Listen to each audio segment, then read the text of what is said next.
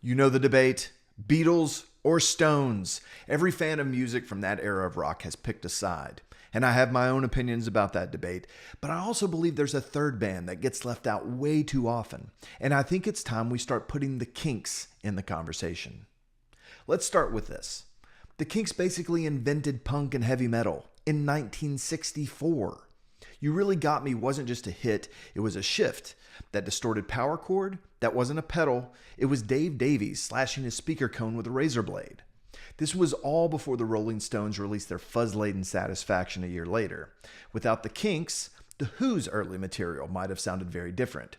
Pete Townsend has acknowledged that I Can't Explain was at least partly inspired by You Really Got Me.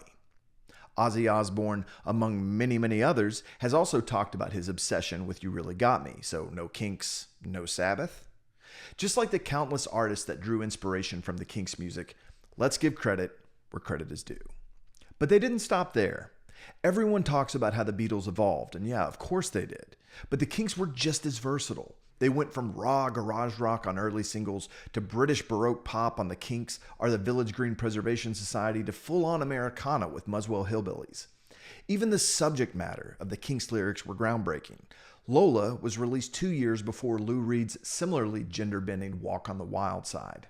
The Kinks could seemingly do anything. And while we're here, let's talk about longevity.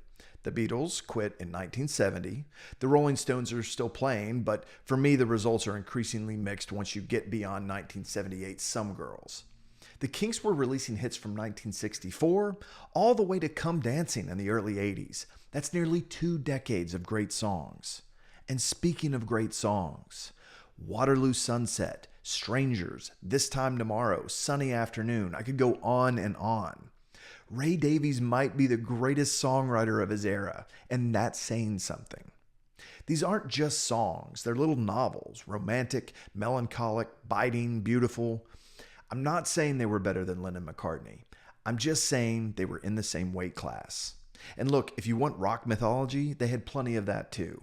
Fighting brothers, chaos on stage and off stage, banned from the US for years in their prime. They never chased trends. They were always a little left of center, which maybe is why they get left out of the Beatles versus the Stones debate. But that's why they were so great. I'll admit, when it comes to hit singles and album sales, the Kinks' numbers aren't as strong as the Beatles or even the Rolling Stones. The Beatles had 20 number one hits on Billboard's Hot 100 between 1964 and 1970. The Rolling Stones had 8 in their career.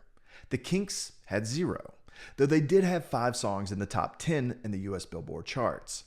But I'd argue that the Beatles-Stones debate is less about commercial success and more about intangibles, like attitude, musical sensibilities, and ultimately identity. And on that front, I think the Kinks have a lot to bring to this debate. They were weird, they were witty, they were messy, they were pioneers with almost admirable self-destructive tendencies.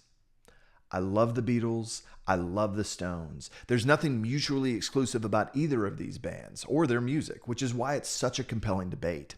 Your preference says as much about you as the bands themselves. And that's the best argument for making this a 3-way conversation.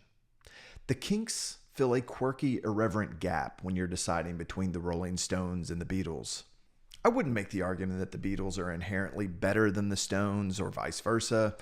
It's all just a matter of taste and really a fun thought exercise. And I think adding the Kinks to the conversation makes it all the more entertaining. Let me know your thoughts in the comments below. Where do you stand on this debate? Who's your favorite band from this era of music? If you enjoyed the video, give us a like, subscribe to the channel, and let us know, what debate do you want us to weigh in on next?